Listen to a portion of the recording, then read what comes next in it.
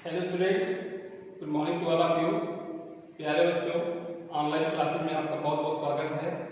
आज हम लोग फिगर्स ऑफ स्पीच पढ़ेंगे जो इंटरमीडिएट लेवल पर पढ़ाई जाती है। तो first of all try to know the figures of speech. सबसे पहले हम फिगर्स ऑफ स्पीच क्या होता है उसे जानेंगे। तो बच्चों, words are phrases which make our language beautiful, effective are called figures of speech. यानी वे शब्द या शब्द समूह जो हमारे भाषा को सुंदर बनाते हैं उन्हें फिगर्स ऑफ स्पीच कहते हैं। तो हिंदी में भी हम सुनते आ रहे हैं कि काव्य की शोभा बढ़ाने वाले शब्दों को अलंकार कहते हैं। हिंदी में पढ़ते होंगे कि चारू चंद की चंचल किरणें खेल रही है जलथल में, यह तरित तरुजा तट तमाम तरवर बौछाए। यानी ये सेंटेंस सुनने में बड़ा अच्छा लगता है कि चारू चंद की चंचल किरणें, चल बार बार आ रहा है, तो ये सेंटेंस सुनने में बड़ा अच्छा लगता है। तो इस तरीके के जो काव्य की शोभा बढ़ाते हैं वे एलिमेंट, वे तत्व, उन्हें फिगर्स ऑफ स्पीच कहते हैं।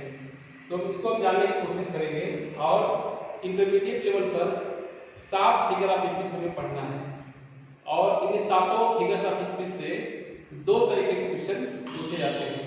पहला तो पूछा जाता है कि राइट डेफिनेशन विद एग्जांपल, यानी हमको डेफिनेशन के साथ, एग्जांपल के साथ परिभाषा लिखना होता है। और सेकंड होता है identification of the figures of speech in the given sentence, यानी हमें सेंटेंस दिया रहेगा उसमें से हमें फिगर्स ऑफ स्पीच को छांटना होगा, ढूंढना होगा। तो प्यारे बच्चों, फिगर्स ऑफ स्पीच हम पढ़ेंगे इंटरमीडिएट लेवल पर, और इंटरमीडिएट लेवल पर 7 फिगर ऑफ स्पीच पढ़ना है। जैसे उसमें है 7 में से सिमिली है, मेटाफर है, पर्सोनिफिकेशन है, एपोस्ट्रोफी है, ऑक्सीमोरॉन है, हाइपरबोल है, ओनोमाटोपिया है। ये 7 फिगर ऑफ स्पीच पढ़ना है। तो इसके माध्यम से हमारी बातें प्रभावशाली होती हैं। जैसे अगर हमको कहना हो कि आपकी आवाज मीठी है, ये सामान्य शब्द है, इसमें किसी अलंकार का प्रयोग नहीं है। अगर उसी बात को हम कहें कि आपकी आवाज कोयल की तरह मीठी है, तो बच्चों ये बात है पहले वाली बात से और अधिक अच्छी लगती है, सुनने में प्रभावशाली लगती है। तो फिगर्स ऑफ स्पीच के माध्यम से हम अपनी बातों को इंप्रेसिव बनाते हैं, प्रभावशाली बनाते हैं, सुंदर बनाते हैं। तो फिगर ऑफ स्पीच को हम बहुत आसानी से समझेंगे। तो पहला अलंकार है सिमिली। सिमिली को हिंदी में कहते हैं उपमा अलंकार। हिंदी में हम लोग एक सेंटेंस सुने होंगे कि पीतर पात सरसिमन डोला। तो इसी तरह का अलंकार है हिंदी में, इंग्लिश में है। तो सबसे पहले इसकी डेफिनेशन जानेंगे, परिभाषा जानेंगे, क्या परिभाषा होती है।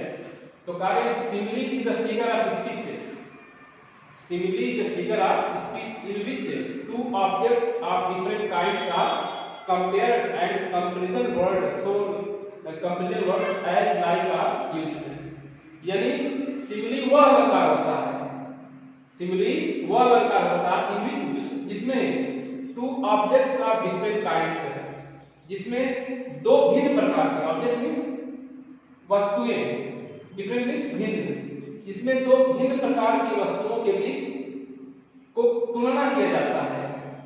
यानी सिमिली वह अलंकार होता है जिसमें 2 भिन्न प्रकार की वस्तुओं के बीच तुलना किया जाता है एंड कंपैरिजन वर्ड्स, और तुलना करने वाले शब्द एज लाइक का प्रयोग किया जाता है। तो बच्चों, सिमिली क्या अलंकार होता है कि सिमिली ऐसा अलंकार होता है कि जिसमें 2 भिन्न प्रकार की चीजों के बीच तुलना किया जाता है और तुलना करने वाले शब्द एज लाइक का प्रयोग किया जाता है। इस बात को हमको दिमाग में रखना होगा। तो 2 भिन्न प्रकार की चीजें और उसमें एक बात समान होनी चाहिए, यानी जिससे तुलना हो उन दोनों चीजों में एक कोई पॉइंट कॉमन होना चाहिए, कोई सिमिलर होना चाहिए। एग्जांपल के माध्यम से समझेंगे कि सिमिली अलंकार क्या होता है। तो बच्चों कहा गया कि ही इज, पहला शब्द देते हैं, our soldiers are as brave as lions. हमारे सैनिक शेर की तरह बहादुर हैं, हमारे सैनिक शेर की तरह बहादुर हैं। यानी यहाँ पर सैनिकों की तुलना शेर से की गई है। किससे की गई है? शेर से की गई है कि हमारे सैनिक शेर की तरह बहादुर हैं। तो दोनों में क्या पॉइंट कॉमन है कि शेर बहुत बहादुर होता है और उसी प्रकार हमारे सैनिक हैं। तो दोनों में एक पॉइंट कॉमन है कि दोनों बहादुर हैं, सैनिक भी बहादुर है और शेर भी बहादुर तो होता ही है। तो और यह अलंकार कौन सा है? शिवली है, क्योंकि शिवली में ऐस लाइक का प्रयोग होता है। इसको पहचानना सबसे आसान है, क्योंकि ऐस लाइक जब आता है तो वहां पर शिवली होता है। इसमें ऐस है तो इसमें शिवली है। तो दूसरा सेंटेंस देखते हैं कि he is as cunning as fox. वो इतना चालाक, वो इतना चालाक है जितना कि लोमड़ी, यानी वह लोमड़ी की तरह चालाक है। बच्चों, लोमड़ी is known for its cleverness, यानी लोमड़ी अपनी चालाकी के लिए जानी जाती है, बड़ी फेमस है, बड़ी धूर्त होती है। तो कनिंग इसका होता है धूर्त, यानी वह लोमड़ी की तरह धूर्त है। तो उसकी चालाकी की तुलना लोमड़ी की चालाकी से की गई है। तो यहाँ पर भी एज आया है, तो यहाँ पर क्या है? सिमिली है। दूसरा सेंटेंस है, बड़ा अच्छा सेंटेंस दिया गया है, it dropped A gentle rain from, it dropped A gentle rain upon the place beneath. बच्चों, ये सेंटेंस हमारे मर्सी से दिया गया है, पोएम है मर्सी, जो कि मर्सी मीन्स दया। और यह मर्सी जो है मर्चेंट ऑफ वेनिस का एक पार्ट है। उसमें एक पोर्सिया है और पोर्सिया जज के सामने उपस्थित होती है और जजों से कहती है कि जो एंटोनियो है उस पर दया दिखाया गया है। वह कहती है कि ड्राफ्ट, इट मतलब कौन? मर्सी। ड्राफ्ट मतलब गिरती है, एज जैसे, जेंटल रेन वर्षा की कोमल बूंदें अपॉन द प्लेस नीचे आती है। कहती जैसे वर्षा की कोमल बूंदें नीचे आती है उसी तरीके से दया भी आती है। तो दोनों में क्या खासियत एक बात है? दया कैसे, यानी मर्सी, दया की तुलना जो है जेंटल रेन से की गई यहाँ पर है। मर्सी की तुलना वर्षा की कोमल बूंदों से की गई है। कि जो वर्षा कैसे आती है? Rain come from sky without any hindrance obstacle, वर्षा बिना किसी बाधा के आसमान से आती है। सेम में वैसे ही mercy comes out of human heart spontaneously, freely. उसी प्रकार दया भी, दया इंसान के अंदर से, हृदय से स्वतंत्र रूप से आती है, बिना किसी बाधा के। तो दोनों कैसे आती हैं? बिना किसी बाधा के। तो मर्सी की तुलना जेंटल रेन से की गई है। उसी प्रकार वर्ड्सवर्थ का एक सेंटेंस है डैफोडिल का कि I wonder and lonely cloud, मैं अकेले बादल की तरह घूमा। तो यहाँ पर भी एज आया है, तो सिमिली है। फिर रॉबर्ट बर्न की पोएम है my love is like a red red rose, मेरा प्रेम लाल गुलाब की तरह है। तो यहाँ पर लाइक आया है, तो यहाँ पर अलंकार कौन है? सिमिली हुआ। यहाँ देखिए, we bear her long like a pearl on our stream, यानी वी बियर, हम लोग लेकर जाते हैं हर उसे, किसे उसे? ये बहुत बेहतरीन पोएम है, इसकी सरली नायडू की प्लांट विद टेरर्स है, उससे कहा लिया गया है। और प्लांट विद टेरर्स यानी पालकी होने वाले हर किसी उस पालकी को लेकर जाते हैं और उसकी तुलना, उस पालकी की तुलना किससे करते हैं? पर्ल ऑन स्ट्रिंग, यानी धागे में जो मोती होती है, लटकी होती है, उस धागे में लटकी हुई मोती की तुलना किससे करते हैं? यानी यहाँ पर पालकी की तुलना धागे में लटके हुए मोती से करते हैं। तो बच्चों, इस तरह से फिगर ऑफ स्पीच होता है सिमिली, जिसमें दो भिन्न चीजों के बीच तुलना किया जाता है और तुलना करने वाले शब्द एज और लाइक का प्रयोग होता है। यानी जिस सेंटेंस में एज आया हो, लाइक आया हो, तो अब शट आइज यानी आंख बंद करके उसको हम जानेंगे कि सिमिली अलंकार है। तो ये बातें हमें दिमाग में रखना होगा।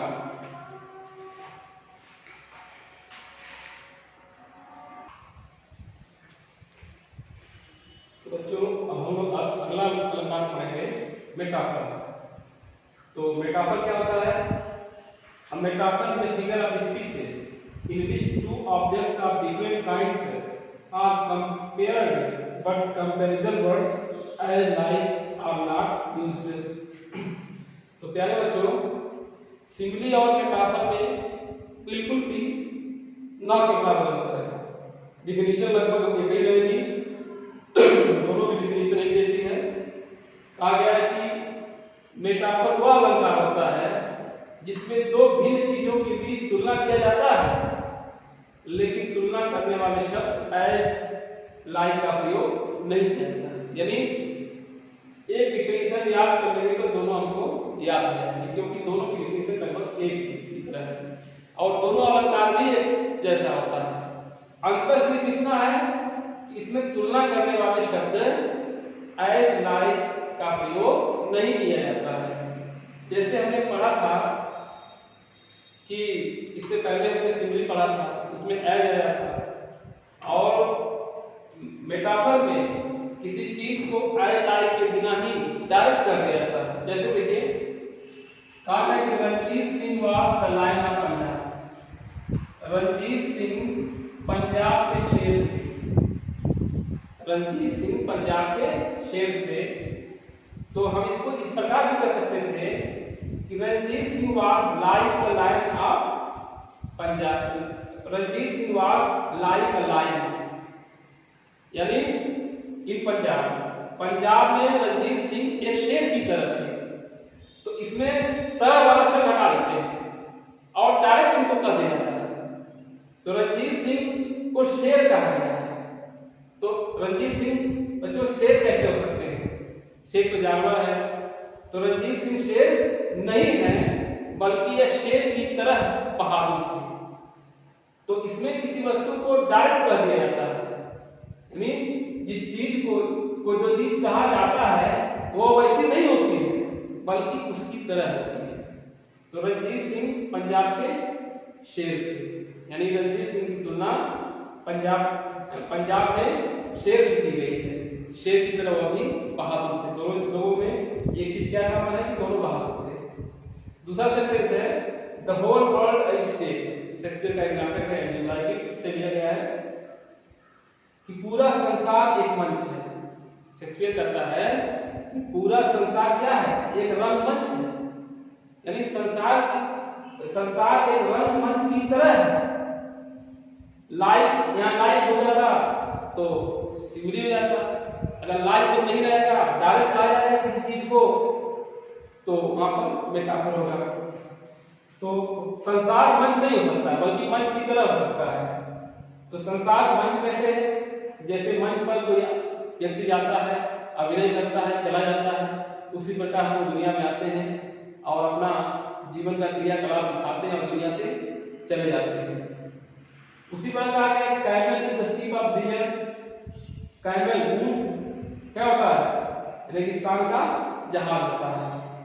तो ऊंट रेगिस्तान का जहाज नहीं होता है। ऊंट जहाज कैसे हो सकता है?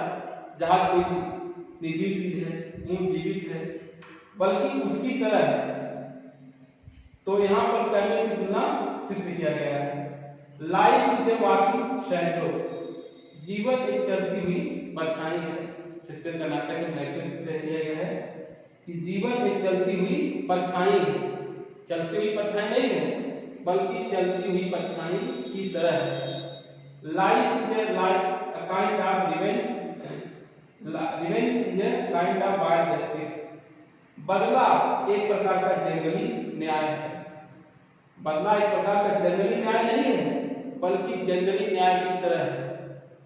तो बच्चों, इसमें जिस वस्तु को जो वस्तु कहा जाता है वह होती नहीं है, बल्कि उसकी तरह होती है। जैसे कहें लाइफ इज ए ड्रीम, जीवन एक सपना है। इसको ये भी कह सकते हैं कि life is like a dream, जीवन एक सपने की तरह है।